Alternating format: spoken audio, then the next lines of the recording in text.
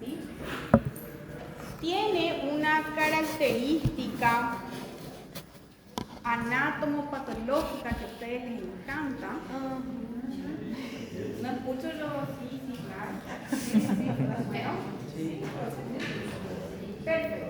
Se puede presentar de dos formas: el aspecto enfisematoso o el aspecto bronquitis crónica. Entonces, ¿qué pasa con el paciente que tiene EPOC, pero su perfil es enfisematoso? Pasa que en las partes terminales de sus bronquios, estos se van a dilatar, ¿sí?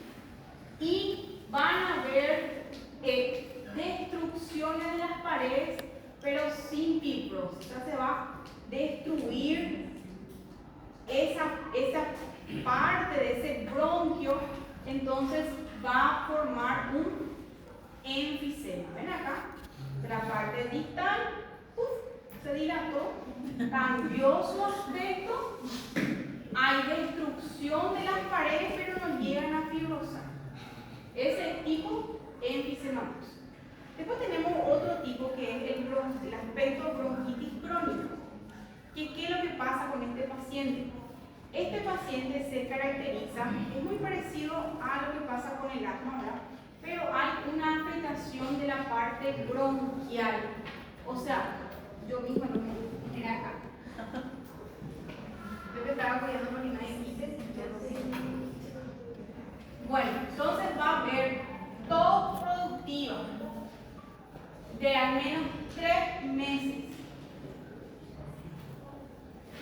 Creo que ahora todo el mundo tiene EPOC, ¿verdad? Estos cuadros virales que nos pasan, ¿verdad?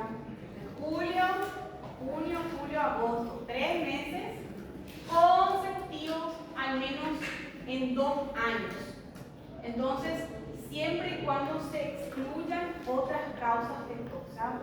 No es un paciente reumático, no es un paciente que tiene sinusitis, excluyendo cuadros alérgicos, no tenemos cómo justificar esa tos, puede ser una bronquitis. Las causas, ¿verdad? Tanto el enfisema como la bronquitis crónica, sabemos que hay una relación con el tabaquismo, el humo del tabaco. Acá también vemos una exposición a gases, hay una predisposición genética, específicamente hablando de la deficiencia del alfa-1 antitripsina.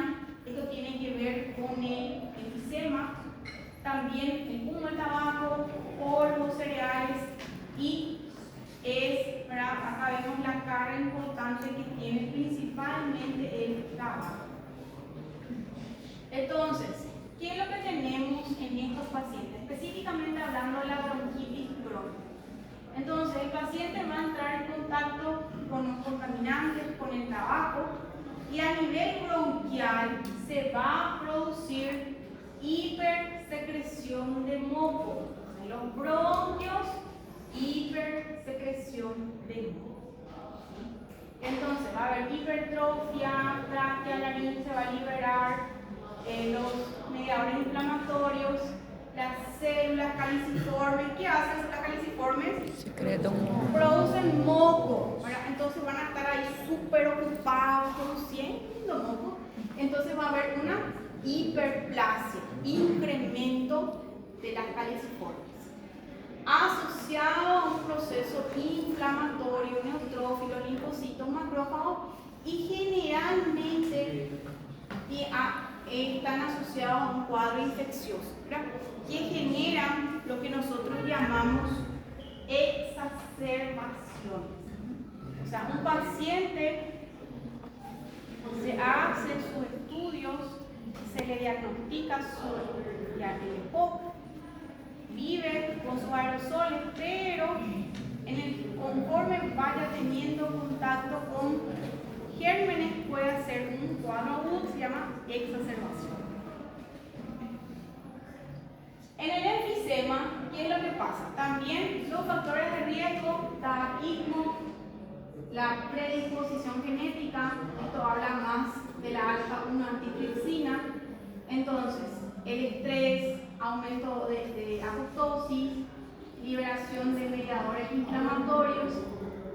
desequilibrio de la proteasa antiproteasa y esto genera destrucción de la pared alveolar. Entonces, si yo les pregunto dentro de 17 días,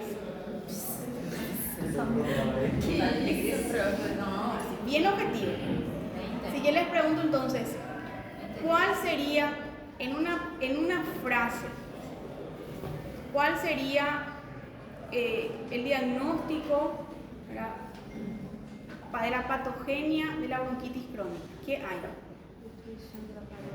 Una Secreción de moco. secreción de moco. Una hipersecreción de moco. ¿Y qué pasa en el enfisema? Dilatação alveolar. La dilatación alveolar. O sea, son dos conceptos totalmente distintos, ¿sí? Entonces, nuevamente, los mediadores inflamatorios, leucotrienos, neutrófilos, acá esto tiene que ver con el enfisema, ¿verdad? Tenemos la proteasa que degrada el tejido conjuntivo normalmente y la antiproteasa que las inhibe. Entonces, cuando hay una alteración de la alfa-1 antitripsina, hay un aumento de las tasas, entonces se destruye más la cantidad de las paredes y ahí se produce la dilatación. Y esto está relacionado al estrés oxidativo y es ahí donde entra principalmente el tabaco. Sabemos que el humo del tabaco, ¿verdad?, es una sustancia muy proinflamatoria y favorece la liberación de radicales libres que crean estos gases, no solamente a nivel pulmonar, sino a nivel sistémico. Y como les dije también, al igual que pasa en las bronquitis crónicas, como el paciente puede tener su diagnóstico de POC y permanecer controlado, ¿verdad?, pero cuando entra en contacto con un germen, ahí puede exacerbar su cuadro. Entonces, siempre hay un desencadenante. Muchas veces un cuadro infeccioso o, por ejemplo, también puede ser abandono de medicación. Entonces, tenemos acá el tabaquismo, dijimos que altera la parte inflamatoria, se libera elastasa, entonces esto genera, normalmente se inhibe por la alfa-1 antitripsina, pero como no hay, entonces ahí se produce la destrucción de las fibras elásticas y se produce el enfisema. Y acá vemos, esto ya teniendo en cuenta el lugar en donde ocurre esta destrucción, ¿verdad? Puede ser en un bronquiolo terminal, acá el centro lobular, o panacinar, en la parte distal. Entonces acá tenemos la forma de presentación, ¿verdad?, teniendo en cuenta dónde ocurre la dilatación, si es centroacinar, si es la parte distal, si es en todo el lobulillo, principalmente.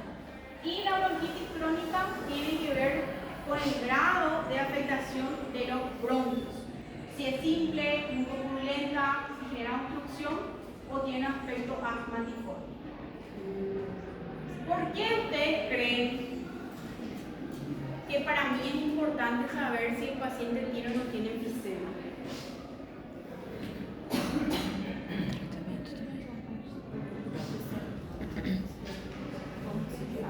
¿Qué va a pasar si este paciente con enfisema viene desaturando, ¿verdad?, con la saturación baja? Una hipoxia, ¿verdad? Yo le pongo oxígeno. Yo le puedo poner un oxígeno a alto valor. Puede ser, pero el principal riesgo en estos pacientes es que estos enfisemas, ¿se acuerdan del neumotórax? Entonces, por eso es importante conocer la anatomía patológica, ¿verdad?, de la forma de estos pacientes de POC, porque no es lo mismo. Era un paciente que, nosotros una vez teníamos un paciente que tenía así sus bullas, así de grande, de pulmón, y una vez, y ventilarla a él era un miedo, un riesgo, ¿verdad? Entonces, son complicaciones que tenemos que tener en cuenta. Generalmente esos tienen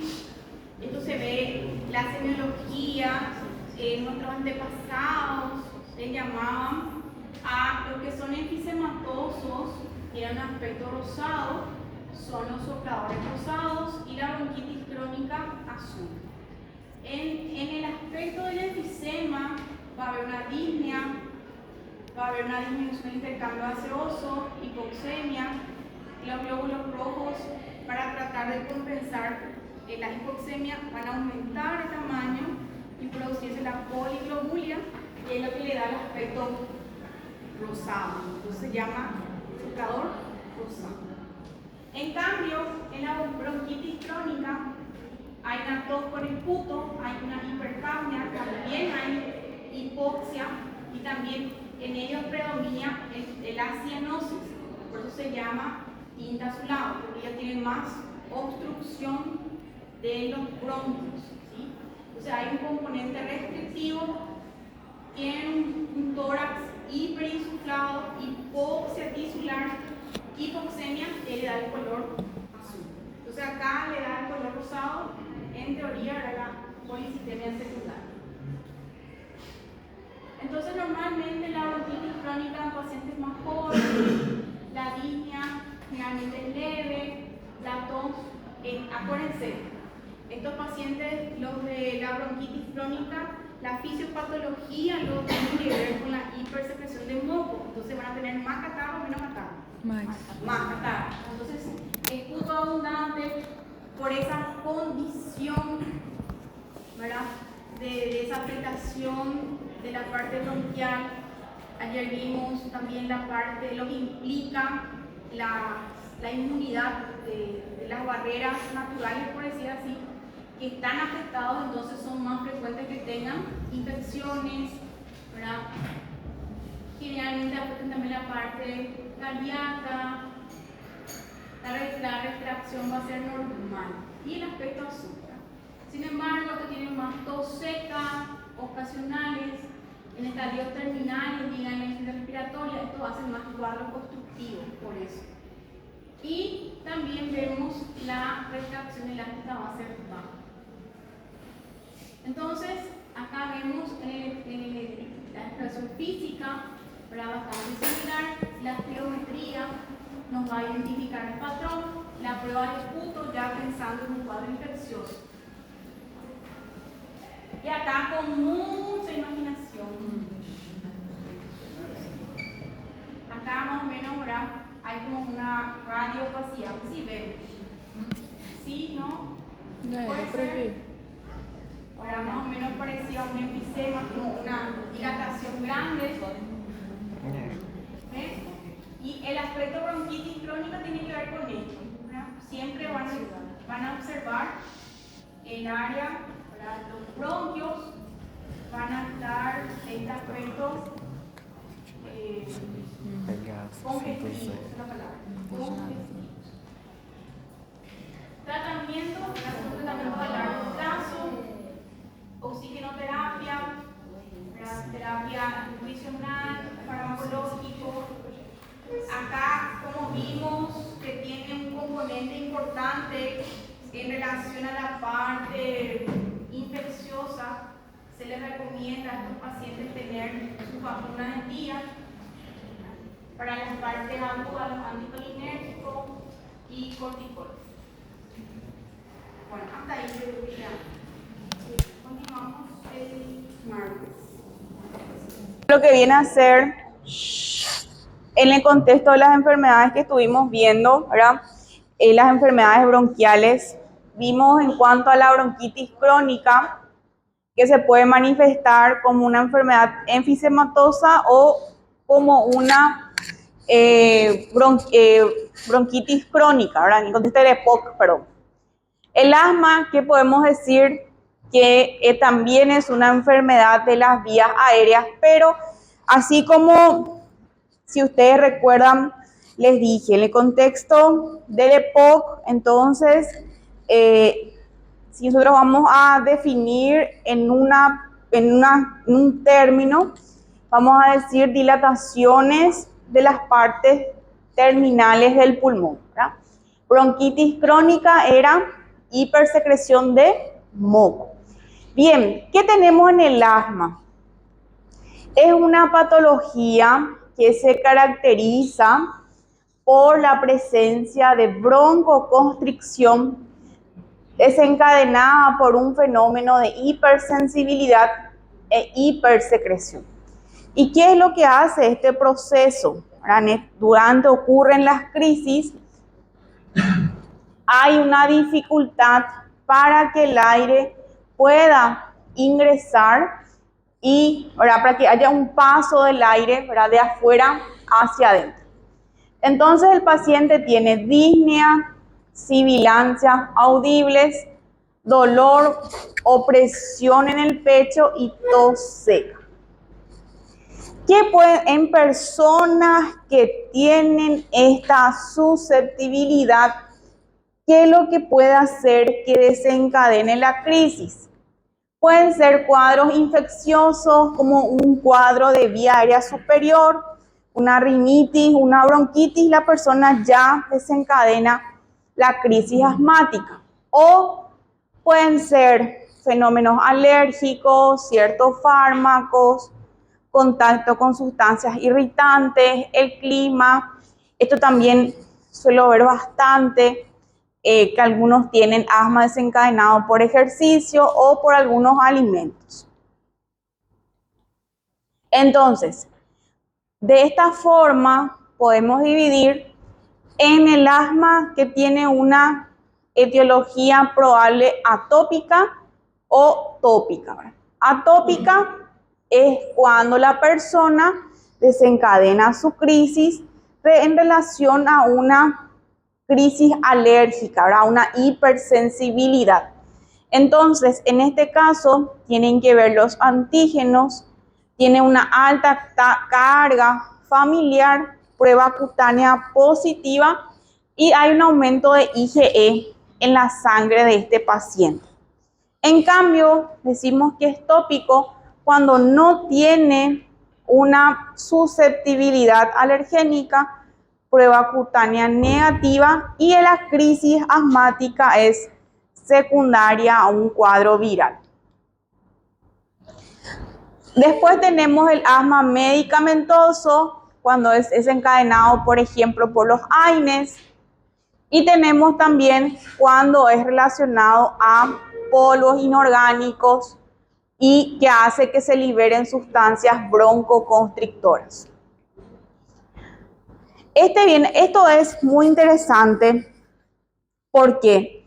Porque nos permite clasificar al paciente asmático, porque el tratamiento va a depender de la clasificación del paciente. Entonces, el paciente puede ser intermitente leve, persistente leve, moderado o grave.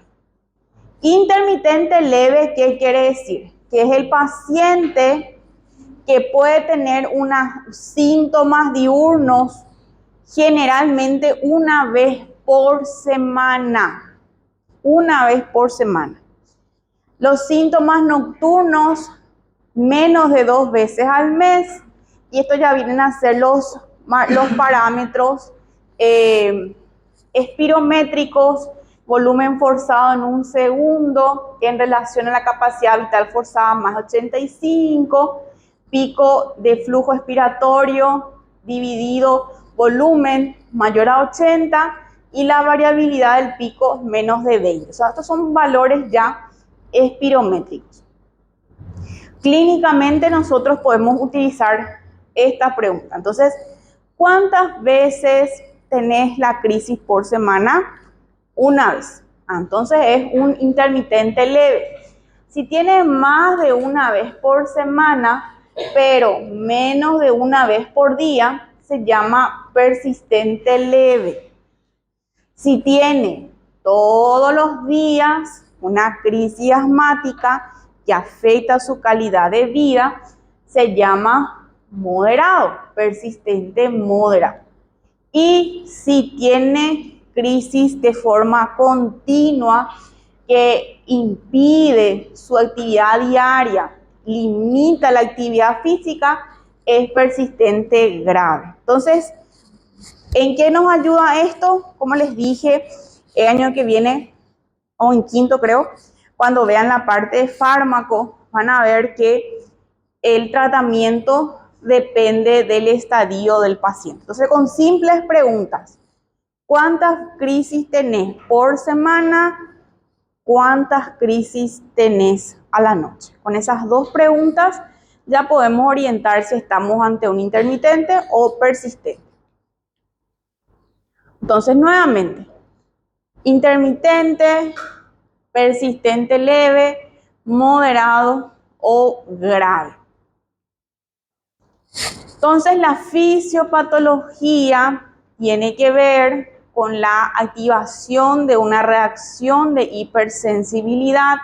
Se activa una respuesta TH2, hablamos de la susceptibilidad genética, o sea, es muy común que en un grupo de familias hayan varias personas con el diagnóstico de asma, y los factores ambientales. El estímulo viene a ser el alergeno.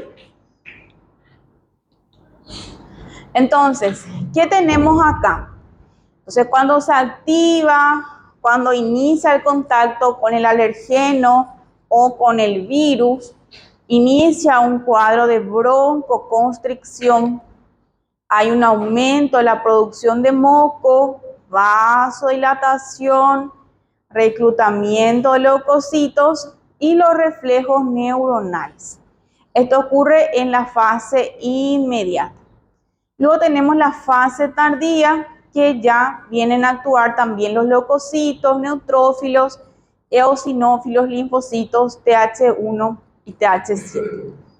Entonces, tenemos también, al igual de lo que ocurre con el EPOC, también vamos a tener una hipersecreción de moco, también hay hipertrofia, membrana basal gruesa, lámina propia se encuentran reclutados. Y la hipertrofia de las mucosas y seromucosas, ¿verdad? Entonces el diagnóstico básicamente se basa, ¿verdad?, con la anamnesis, en base a las preguntas que les mencioné, cuántas crisis por día tienen.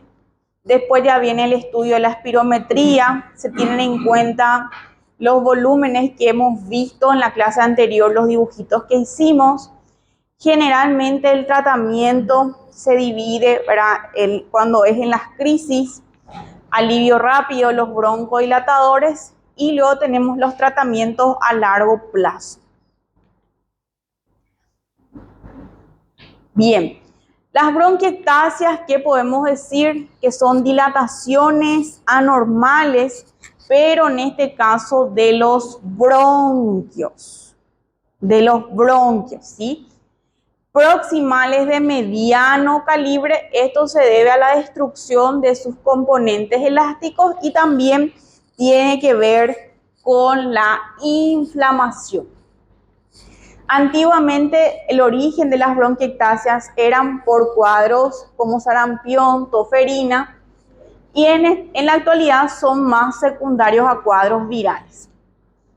La incidencia bajó, ¿verdad?, con la vacunación, y la prevalencia es desconocida.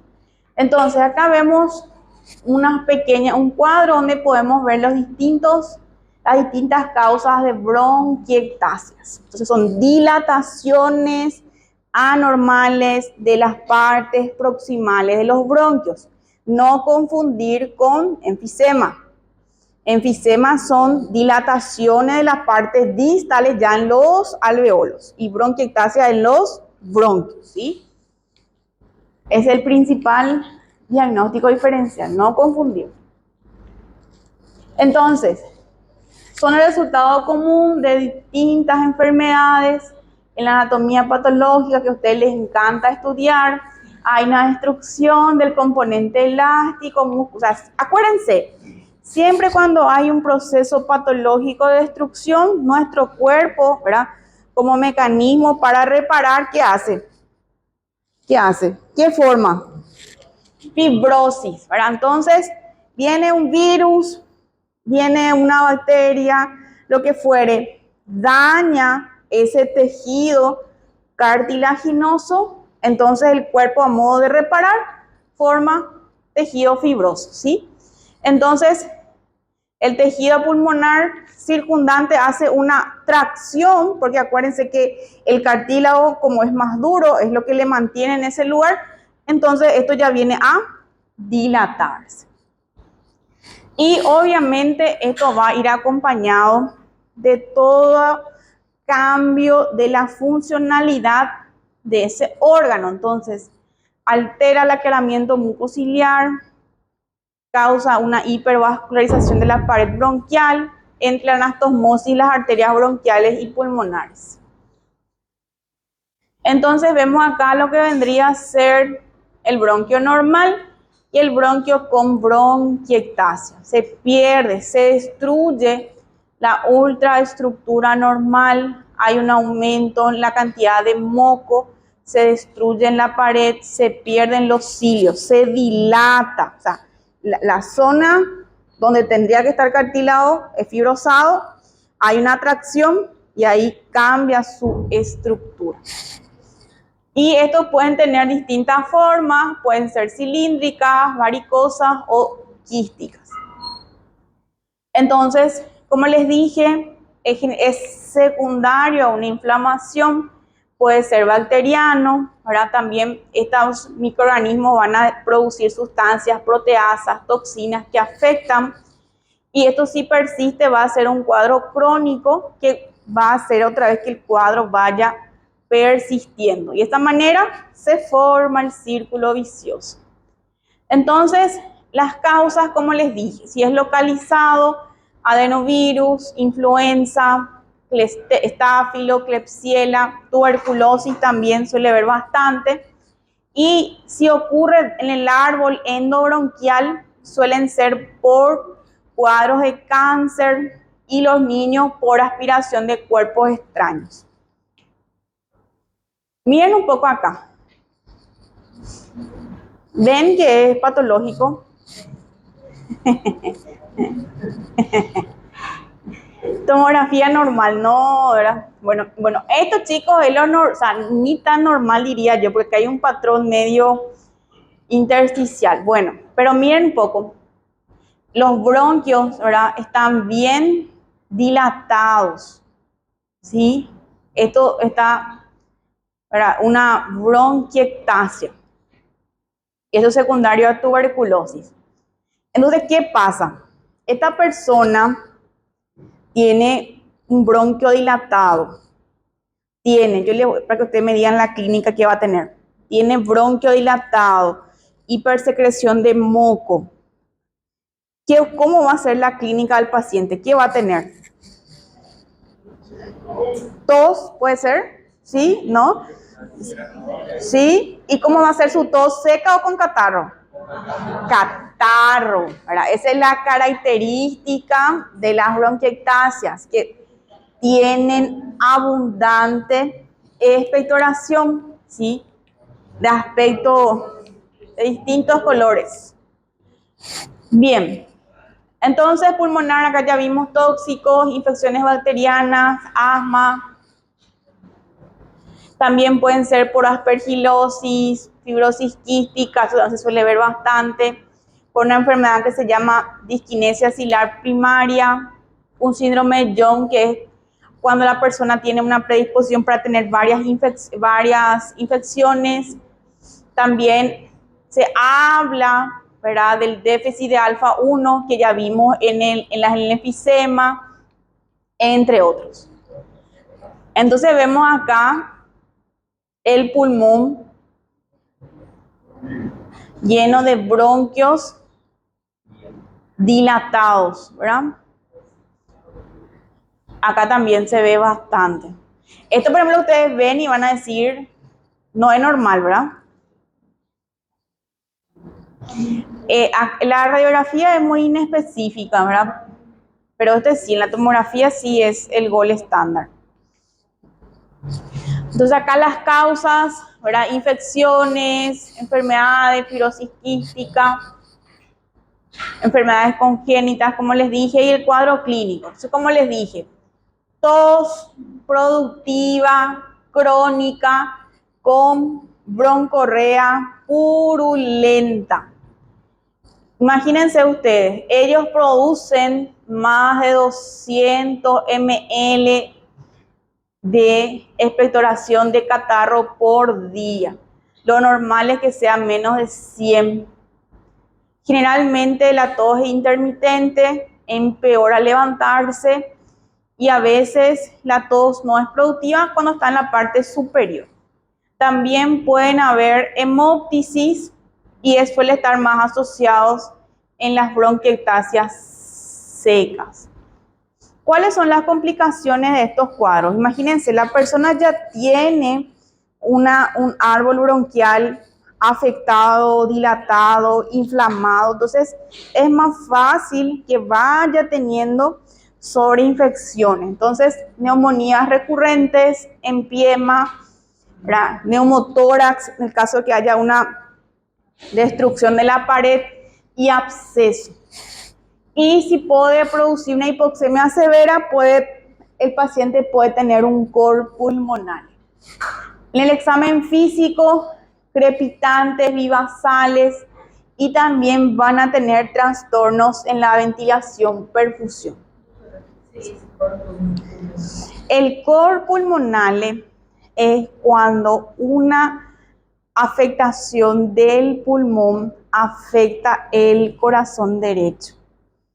El corazón derecho, ¿sí? Entonces, ahí vos tenés una enfermedad pulmonar, una hipoxemia crónica, una hipertensión pulmonar, eso llega a tu ventrículo derecho y hace que tu ventrículo derecho falle. Ese es el cor pulmonar, ¿sí? Bien, examen físico, entonces todo lo que viene a ser detectores crepitantes. Acá también pueden haber acropaquias y alteración de la ventilación, perfusión. Diagnóstico se hace con la TACAR, ¿sí? Así como les dije, la radiografía te orienta, o sea, si vos tenés un antecedente, un paciente que expectora, tenés una radiografía así sugestiva, te orienta, pero el diagnóstico final, el gold estándar, es con la TACAR, la tomografía computarizada de alta resolución. Como les dije, ¿qué podemos ver en la radiografía? El signo de ruedas, raíles de tren, también signos del dedo de guante, se puede ver ruido en nivel hidroaéreo, opacidades, atelectasias y aspecto de panal también puede existir. Entonces ahí vemos, ahora sería como el aspecto de panal en la radiografía, pero como les digo, es muy inespecífico. Y ahí se ve el aspecto de panal. En las bronquiectasias, ahora por las dilataciones de los bronquios. Por ahí es muy bien. Entonces los signos, ¿verdad? Como les dije, es el atomo, el gol estándar, las dilataciones, que se vean engrosamiento, pérdida del volumen, patrón en mosaico, nódulos en el árbol y tapones de moco también se puede ver. Y ahí serían entonces todas las imágenes que se pueden ver. Imágenes el raíl de tren, bronquiectasias varicosas, mosaico, opacidades, imágenes en brote, los bronquios dilatados o en aspecto de anillos de sello. Distintas formas en las cuales se puede afectar la anatomía de los bronquios. Y ahí se ve. Este es lo que más solemos ver. Sería entonces una imagen de un TACAR, de una dilatación, parece forma sacular, ¿verdad? En forma de saco. Acá también, dilataciones anormales de los bronquios, bronquiectasia. Entonces, ¿cuál es la clínica de los pacientes que tienen bronquiectasia? Todos con expectoración purulenta, expectoración excesiva, más de 200 ml, disnea. Muy bien. Entonces, como les dije, el antecedente de una tos productiva crónica, la tomografía ya nos hace confirmar el diagnóstico y acá vemos todos los antecedentes que podemos tener en cuenta Y para confirmar el diagnóstico, ¿verdad? Se hace con los estudios inmunológicos ya para evaluar la causa probable y también el cultivo, broncoscopía principalmente. El pronóstico va a depender de la causa, ¿verdad? Las complicaciones tienen que ver principalmente si el paciente está teniendo infecciones recurrentes con gérmenes lesivos, como por ejemplo por pseudomonas, que es bastante grave. También puede haber insuficiencia respiratoria crónica y el tratamiento es con antibióticos y sustitutivos, ¿verdad? Y todos los cuidados en esa persona para que podamos evitar las infecciones recurrentes. El tratamiento, eliminar la obstrucción bronquial, disminuir la eliminación de secreciones, hidratación adecuada, fisioterapia respiratoria, antibióticos y tratar la causa que le generó esa patología. Y ahí vemos entonces, teniendo en cuenta el germen, ¿verdad? Haemophilus, Amoxi, Staphylococcus, las oxacilinas, Pseudomonas cipro. Acá vemos las agudizaciones otra vez. Y en el caso de las colonizaciones también, ¿verdad? Básicamente con la ciprofloxacina podemos cubrir también los anaerobios, aparte del estrepto, el Haemophilus, mejor dicho. Estrepto y Haemophilus. Estáfilo no.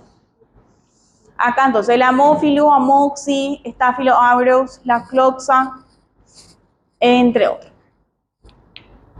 Eso es todo. Cortito. Ah, qué fea.